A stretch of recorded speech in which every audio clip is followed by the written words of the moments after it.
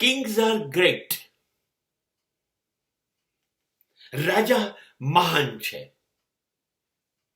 થોડાક પરદેશના વાક્યો હતા. Kings are great.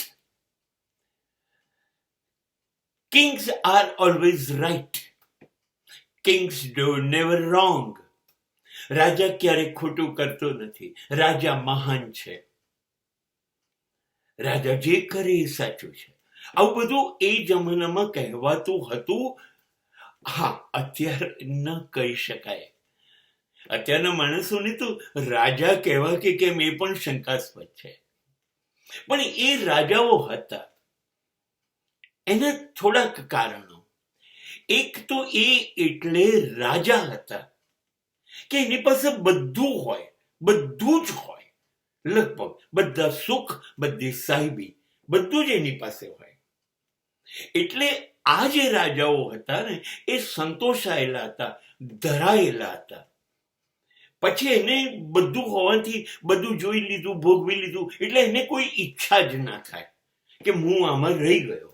એટલે રાજાઓ સંતોષી હતા. એક.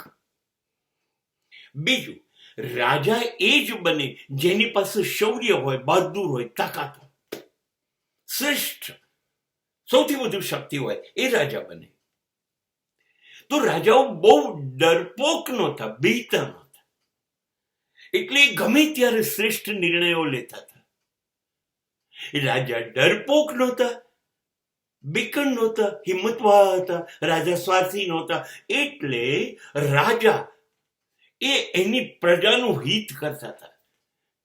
They were always doing the welfare of the people. એનો એક જ હેતુ રહેતો હતો કે મારી પ્રજા સુખી થાય, પ્રજાનું કલ્યાણ થાય. કેમ કે પોતાનું તો બધું સારું થઈ ગયું હતું અને હવે પ્રજાનું કલ્યાણ કરતા એને કોઈ રોકશે નહીં, કેમ કે એ પુષ્કળ શક્તિશાળી છે. એટલા માટે કાયમ પરદેશમાં કહેવાતું હતું, king never do anything wrong and Kings are always right. કેમ કે પ્રજા માટે કામ કરે છે. એટલે એટલા માટે અત્યારની સરકારો માટે, અત્યારના નેતાઓ માટે કોઈ આવું નથી કહી શકતા. કેમ કે એનામાંથી સ્વકલ્યાણ આવી ગયું, પોતાનું સારું કરવું.